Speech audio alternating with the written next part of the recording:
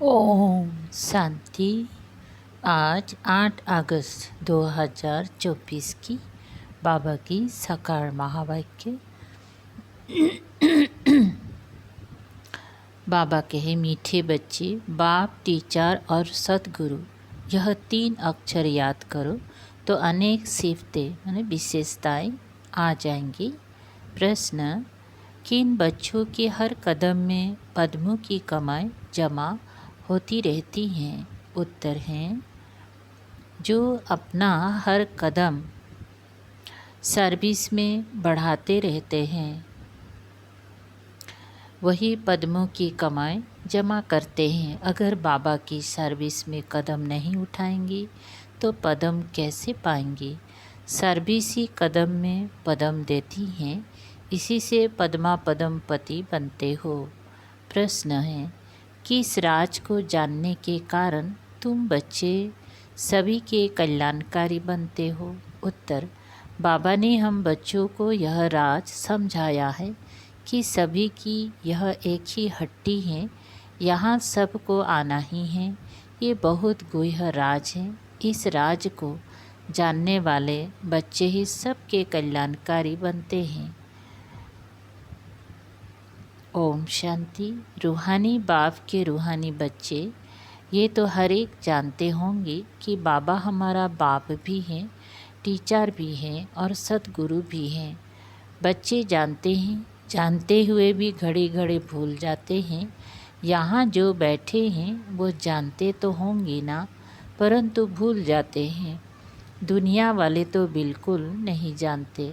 बाप कहते हैं, सिर्फ ये 3 अक्षर भी याद रहें तो बहुत सर्विस कर सकते हैं। प्रदर्शनी अथवा म्यूजियम में तुम्हारे पास बहुत आते हैं, घर में भी मित्र संबंधी आदि बहुत आते हैं। कोई भी आवे तो समझाना चाहिए कि जिसको भगवान कहा जाता है वो बाबा भी हैं, टीचर भी हैं और सतगुरु भी हैं। यह याद हो तो भी ठीक, और कोई की याद ना आए और कोई को तो ऐसे कह ना सके। तुम बच्चे जानते हो हमारा बाबा बाप भी हैं, टीचर भी हैं, सतगुरु भी हैं। कितना सहज है, परंतु कोई कोई की तो ऐसी पत्थर बुद्धि है जो यह 3 अक्षर भी बुद्धि में यथार्थ धारण नहीं कर सकते, भूल जाते हैं। बाबा हमको मनुष्य से देवता बनाते हैं क्योंकि बेहद का बाप है ना। बेहद का बाप है तो ज़रूर बेहद का बरसा ही देंगे। बेहद का बरसा है देवताओं के पास। इतना सिर्फ याद करें तो घर में भी बहुत सर्विस कर सकते हैं, परंतु यह भी भूल जाने के कारण किसी को बता नहीं सकते। घड़ी घड़ी भूल जाते हैं क्योंकि सारी कल्पों के भूले हुए हैं। अब बाप बेट समझाते हैं, वास्तव में यह ज्ञान बहुत सिंपल है। बाकी याद की यात्रा से संपूर्ण बनना, इसमें मेहनत है। बाबा हमारा बाप भी हैं, शिक्षा भी देते हैं, वर्षा भी देते हैं, पवित्र भी बनाते हैं। क्योंकि पतित पावन बाप है, सिर्फ कहते हैं कि सबको यही कहो कि मुझे याद करो। बाबा की सर्विस में जरा भी कदम नहीं उठा तो वो फिर पद्म कैसे पाएंगे? पद्म पति तो सर्विस से ही बन सकते हैं। सर्विस ही कदम में पद्म ले आती हैं। सर्विस के लिए बच्चे कहाँ कहाँ से भागते रहते हैं, कितनी कदम उठाते जाते हैं न उठाए जाते हैं। पद्म तो उन्हों को मिलेगा ना, ये भी बुद्धि कहती हैं। पहले शूद्र को ब्राह्मण बनाना पड़े, ब्राह्मण ही नहीं बनाएंगे तो क्या बनेंगे? सर्विस तो चाहिए ना। बच्चों को सर्विस का समाचार भी इसीलिए सुनाया जाता है कि टेम्पटेशन हो। सर्विस से ही पद्म मिले हैं। सिर्फ एक बात ही सुनाओ जो दुनिया में और कोई नहीं जानते। बेहद का बाप बाप है, परंतु बाप का कोई को पता नहीं है। सिर्फ ऐसे ही गॉडफादर कहते रहते हैं, वो टीचर हैं, ये तो कोई की बुद्धि में नहीं होगा। स्टूडेंट की बुद्धि में हमेशा टीचर याद रहता है। जो पूरी रीति नहीं पढ़ते हैं उनको अनपढ़ा कहा जाता है। बाबा कहते हैं हर्जा नहीं है, तुम कुछ भी ना पढ़े हुए ये तो समझ सकते हो ना कि हम भाई भाई हैं। हमारा बाप बेहद का है। बाप आते ही हैं एक धर्म की स्थापना करने, ब्रह्मा द्वारा करते हैं, परंतु लोग कुछ भी समझते नहीं हैं।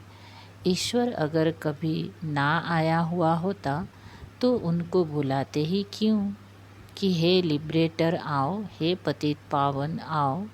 जबकि पतित पावन को याद करते हैं कि शास्त्र क्यों पढ़ते, तीर्थ पर क्यों जाते, वहाँ बैठा है क्या, कोई जानते ही नहीं। जबकि पतित पावन ईश्वर हैं तो गंगा स्नान आदि से कोई पावन हो कैसे सकते, स्वर्ग में कोई जा कैसे सकते। जन्म तो यहाँ ही लेना है। नई दुनिया और पुरानी दुनिया में फ़र्क तो है ना, इसको सतयुग थोड़े ही कहेंगे। अब तो कलयुग है ना। मनुष्यों की तो बिल्कुल पत्थर बुद्धि है। जहाँ थोड़ा सुख देखते हैं तो स्वर्ग समझ लेते हैं। ये बाप ही समझाते हैं। बाप कोई गाली नहीं देते हैं, बाप शिक्षा भी देते हैं, सबको सद्गति भी देते हैं। भगवान बाप है तो बाप से ज़रूर कुछ मिलना चाहिए। बाबा अक्षर भी ऐसा है जो उनसे बरसे की खुशबू ज़रूर आती हैं। और भल कितना भी काका मामा आदि हैं, परंतु उनसे बरसे की खुशबू नहीं आती। अंतर्मुख हो विचार करना है कि बाप ठीक कहते हैं। गुरु के पास कोई जायदाद होती नहीं, वो तो खुद ही घर बार छोड़ते हैं। तुमने संन्यास किया है बेकारों का, वो तो कह देते हैं हमने घर बार छोड़ा। तुम कहते हो हम सारी दुनिया के बेकारों का संन्यास करते हैं। नई दुनिया में जाना कितना सहज है। हम संन्यास करते ही सारी पुरानी सृष्टि तमो प्रधान दुनिया का। सतयुग है नई दुनिया, ये भी जानते हो। नई दुनिया थी जरूर, सब गाते हैं। स्वर्ग कहा ही जाता है नई दुनिया को, परंतु वो लोग सिर्फ कहने मात्र कह देते हैं, समझ कुछ नहीं। तो बाप बच्चों को कहते हैं सिर्फ ये विचार करो, बाबा हमारा बाप भी हैं, शिक्षक और सतगुरु भी है, सबको ले जाएंगे। अक्षर ही दो है मन मना भव, इसमें सब आ जाता है, परंतु ये भी भूल जाते हैं। पता नहीं बुद्धि में क्या क्या याद रहता है। नहीं तो रोज़ लिख कर दो कि इतना समय हम किस अवस्था में बैठे थे। तुम बैठे हो बाप टीचर सदगुरु के सामने, तो वही याद आना चाहिए ना। स्टूडेंट को टीचर ही याद आएगा ना, परंतु यहाँ माया है ना, एक तो माथा ही मोड़ देती है, सारा राज्य भाग्य ही ले लेती है। तुमको पता नहीं पड़ता है, आए तो थे वर्षा लेने, परंतु मिलता कुछ भी नहीं। ऐसे ही कहेंगे ना, फल स्वर्ग में तो चलेंगे, परंतु वो कोई बड़ी बात थोड़ी है। यहाँ आए भल परंतु पढ़े नहीं, फिर स्वर्ग में तो जाएंगी ना। यहाँ तो बैठे हैं ना, समझते हैं स्वर्ग में जाना है, फिर क्या भी बने। वो तो पढ़ाई नहीं हुई ना, थोड़ा भी सुना तो उसका फल मिल जाता है। पढ़ाई से तो बड़ी स्कॉलरशिप मिलती हैं। बाप से ऊंच से ऊंच पद पाना है तो पुरुषार्थ करना पड़े। पढ़ाई याद होगी तो 84 का चक्र भी याद आ जाएगा। यहाँ बैठने से सब याद आना चाहिए, परंतु यह भी याद आता नहीं है। अगर याद आए तो किसी को सुनाए भी। चित्र तो सबके पास है, शिव के चित्र पर तुम कोई को सुनाएंगी तो कभी गुस्सा नहीं करेंगी। बोलो, आओ तो हम आपको बताएं कि यह शिव बेहद का बाप है ना, इनके साथ आपका क्या संबंध है। ऐसे फालतू चित्र तो नहीं होगा। शिव के लिए ज़रूर कहेंगी ये भगवान है। भगवान तो निराकार ही होता है, उनको बाप कहा जाता है। वो शिक्षा भी देते हैं। तुम्हारी आत्मा शिक्षा लेती है, आत्मा ही सब कुछ करती है। टीचर भी आत्मा बनती हैं, बाप भी इस रथ पर आकर पढ़ाते हैं। सतयुग की स्थापना करते हैं, वहाँ कलयुग का नाम निशान ही नहीं। मनुष्य कहाँ से आएंगे। सर्विसेबल बच्चों को सारा दिन ख्याल चलते रहते हैं, सर्विस ही नहीं करते तो समझा जाता है, बुद्धि ही नहीं चलती। जैसे बुद्धू बैठे हैं, बाप को समझ नहीं सकते। पतित पावन बाप को याद करने से ही वर्षा मिलेगा।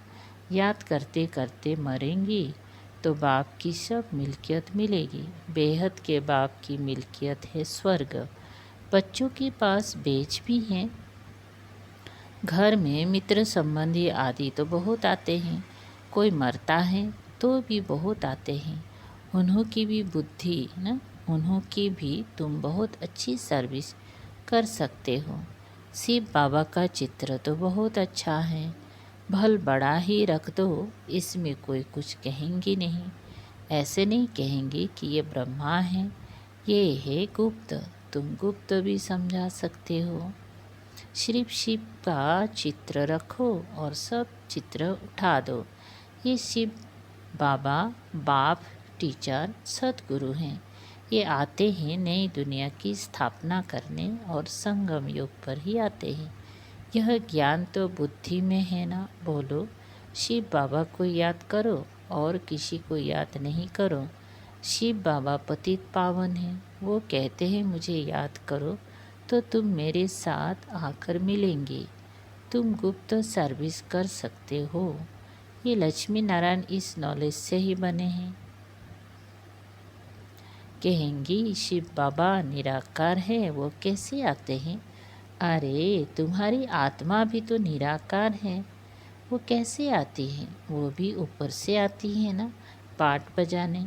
यह भी बाप आकर समझाते, बेल पर तो आ ना सके, बोलेगा कैसे। साधारण बूढ़े तन में आते हैं, समझाने की भी बड़ी युक्ति चाहिए। कोई कहते हैं तुम भक्ति नहीं करते हो। बोलो, हम तो सब कुछ करते हैं। युक्ति से चलना होता है, किसी को उठाने लिए सोचना चाहिए। क्या युक्ति रचे, कोई को नाराज भी नहीं करना है। गृहस्थ व्यवहार में रहते चित्र, गृहस्थ व्यवहार में रहते सिर्फ पवित्र रहना है। तुम कहते हो बाबा सर्विस नहीं मिलती है। अरे सर्विस तो बहुत कर सकते हो। गंगा जी पर जाकर बैठ जाओ। बोलो, ये पानी में स्नान करने से क्या होगा। क्या पावन बन जाएंगी। तुम तो भगवान को कहते हो ये पतित पावन आओ, आकर पावन बनाओ। फिर वो पतित पावन है या ये। ऐसी नदियाँ तो ढेर है, बाप पतित पावन तो एक ही है। ये पानी की नदियाँ तो सदैव है ही। बाप को तो पावन बनाने के लिए आना पड़ता है। आते भी है पुरुषोत्तम संगम युग में, आकर पावन बनाते हैं। वहाँ कोई पतित होता नहीं, नाम ही है स्वर्ग। नई दुनिया अभी तो है पुरानी दुनिया। इस संगम युग का तुमको ही पता है और कोई समझ ना सके। बाप तो अनेक प्रकार की सर्विस की युक्तियाँ समझाते हैं। बुद्धू भी ना बनो।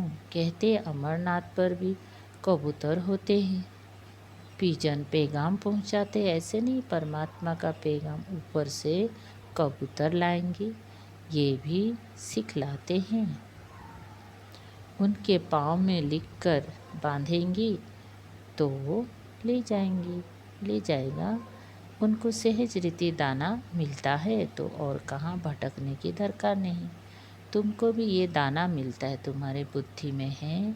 विश्व की बादशाही जो यहाँ से मिलती हैं, वो फिर समझते दाना यहाँ मिलता है तो फिर हिर जाते हैं।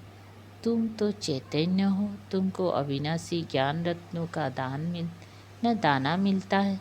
शास्त्र में भी ये चिड़ियाओं ने सागर को सुखाया, बहुत कथाएं लिख दी हैं। मनुष्य कहेंगे सत्य, फिर कहते हैं सागर से देवता निकले, रत्नों की थालियाँ भर कर ले आए। कहेंगी सत्य, अब समुद्र से देवता कैसे निकलेगा? समुद्र में मनुष्य या देवता रहते हैं क्या? कुछ भी समझते नहीं। जन्म जन्मांतर झूठी पढ़ते सुनते रहते हैं। इसीलिए कहते हैं झूठी माया। सच्ची और झूठे संसार में कितना रात दिन का फर्क है। झूठ बोलते बोलते इंसाल्वेंट बन पड़े हैं। तुम कितना युक्ति से समझाते हो, फिर भी कोटों में कोई बुद्धि में बैठता है। यह है बहुत सहज ज्ञान और सहज योग। बाप, टीचर, सद्गुरु को याद करने से उनकी सिफतें भी बुद्धि में आ जाएंगी। अपनी जांच करनी चाहिए। हम सब बाबा को याद करते हैं, वह और तरफ बुद्धि जाती है। तुम्हारी बुद्धि को अभी समझ मिलती है। कितनी मीठी मीठी बातें बाप समझाते हैं, युक्तियाँ बताते हैं। तुम कोई को बैठकर समझाएंगी, फिर तुम्हारे दुश्मन भी नहीं बनेंगे। शिव बाबा ही तुम्हारा बाप, टीचर, सद्गुरु है। उनको याद करो। समझाने की युक्ति रचनी है, समझाने की युक्ति रचनी चाहिए। ब्रह्मा के चित्र पर बहुत पीछे पड़ते हैं। शिव का चित्र देख कभी उड़ाएंगी नहीं। अरे ये तो आत्माओं का बाप है ना, तो बाप को याद करो। इनसे बहुतों को फायदा हो सकता है। इनको याद करने से तुम पतित से पावन बन जाएंगे। वह सबका बाप है। एक बाप के सिवाय कोई की याद नहीं आनी चाहिए। और संग तोड़ एक संग जोड़ना है। यह है किसके कल्याण करने की युक्तियाँ। बाप को याद ही नहीं बाप को याद ही नहीं कर सकेंगी तो पावन कैसे बनेंगी? घर में भी तुम बहुत सर्विस कर सकते हो। बहुत मित्र संबंध आदि तुमको मिलेंगे। भिन्न भिन्न युक्तियाँ रचो, बहुतों का कल्याण कर सकते हो। हट्टी तो एक ही है और कोई हट्टी है नहीं, तो जाएंगी कहाँ? अच्छा, मीठे मीठे सिकल दे बच्चों प्रति माता पिता बाप दादा का याद प्यार और गुड मॉर्निंग। रूहानी बाप की रूहानी बच्चों को नमस्ते। हम रूहानी बच्चों की रूहानी बाप दादा को याद प्यार, गुड मॉर्निंग और नमस्ते। शुक्रिया बाबा। सार है एक, गृहस्थ व्यवहार में बहुत युक्ति से चलना है। कोई को नाराज भी नहीं करना है। पवित्र भी जरूर बनना है। 2, एक बाप से अविनाशी ज्ञान रत्नों का दान ले। अपनी बुद्धि रूपी झोली भरपूर रखनी है। बुद्धि को भटकाना नहीं है। पैगाम्बर बन सबको बाप का पैगाम देना है। वरदान, बेहद की बैराग वृत्ति द्वारा सर्व लगाव से मुक्त रहने वाले सच्ची राज ऋषि भव। रिश्ता राज ऋषि अर्थात एक तरफ राज्य, दूसरी तरफ ऋषि अर्थात बेहद के बैरागी। अगर कहाँ भी चाहे अपने में, चाहे व्यक्ति में, चाहे वस्तु में, कहाँ भी लगाव है तो राज ऋषि नहीं है। जिसका संकल्प मात्र भी थोड़ा लगाव है, उसके दो नाव में पाँव हुए, फिर ना यहाँ के रहेंगे ना वहाँ के। इसीलिए राज ऋषि बनो, बेहद के बैरागी बनो, अर्थात एक बाप दूसरा ना कोई। ये पाठ पक्का करो। स्लोगन, क्रोध अग्नि रूप है जो खुद को भी जलाता है और दूसरों को भी जला देता है। अव्यक्त इशारे 8 नंबर, जो सदा प्रीत बुद्धि है उनकी मनसा में भी श्रीमत के विपरीत व्यर्थ संकल्प व विकल्प नहीं आ सकते। ऐसे प्रीत बुद्धि रहने वाले ही विजयी रतन बनते हैं। कहाँ भी किसी प्रकार से कोई देहधारी के साथ प्रीत ना हो, नहीं तो विपरीत बुद्धि की लिस्ट में आ जाएंगी। ओम शांति।